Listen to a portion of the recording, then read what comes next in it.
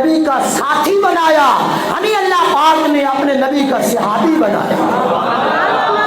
اور ہم رب کا شکر کر رہے ہیں، رب کے اس احسان کا تذکرہ کر رہے ہیں۔ تو حضور نے فرمایا صحابہ کیا تم مجھے قسم دے سکتے ہو کہ کیا تم واقعہ ہی میرا ذکر کر رہے تھے؟ تو صحابہ نے عرض کیا واللہ، اللہ کی عزت کی قسم یا رسول اللہ، ہم زمین پر بیٹھ کر آپ کے ترانے پڑھ رہے تھے، آپ کی عظمتوں کا ذکر کر رہے تھے۔ تو حضور علیہ الصلوۃ والسلام نے فرمایا تم باہر بیٹھ کر میرا ذکر کر رہے ہو۔ اندر جبرائیل امین آیا میرے پاس، اور جبرائیل امین نے آ کر کہا یا رسول اللہ صلی اللہ علیہ وسلم، آپ اندر تشریف فرما ہیں، باہر دیکھیں آپ کے صحابہ آپ کا ذکر کر رہے ہیں، اور آپ کے صحابہ کے ذکر کو دیکھ کر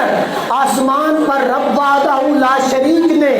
صحابہ فرشتوں کو جمع کیا، اور فرشتوں کو جمع کر کے میرے صحابہ پر رب فخر کر رہا ہے کہ میرے صحابہ میرے مصطفیٰ کا ذکر خیر کر رہے ہیں۔ تو ہم حضور کا میلاد مناتے ہیں،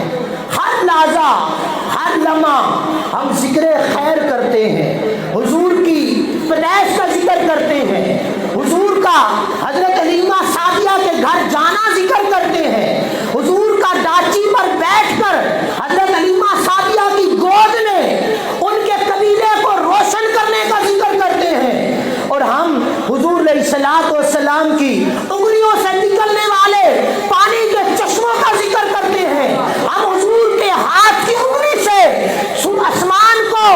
ستاروں کو زمین پر آتا دیکھنے کا ذکر کرتے ہیں، اور ہم حضور علیہ الصلوۃ والسلام کی انگلی سے ڈوبے ہوئے سورج کو واپس اثر پر آنے کا ذکر کرتے ہیں، اور دنیا کو بتانا چاہتے ہیں کہ دنیا والوں تم جو کہتے ہو حضور کا ذکر نہ کرو، ہم اپنے حضور کا ذکر کیوں نہ کریں کہ جب حضور آئے ہر طرف ظلمت ہی ظلمت تھی، ہر طرف اندھیرے ہی اندھیرے تھے، حضور کی ولادت ہوئی ہر طرف اجالے ہو گئے، حضور کی ولادت ہوئی ہر طرف روشنیاں ہو گئی، حضور کی ولادت ہوئی بیٹے کو امی جان کا پتہ چلا، حضور کی ولادت ہوئی ابا جی کے تقدس کا پتہ چلا، حضور کی ولادت ہوئی باپ کو بیٹی رحمت کا پتہ چلا، حضور کی ولادت ہوئی بیٹے نعمت کا پتہ چلا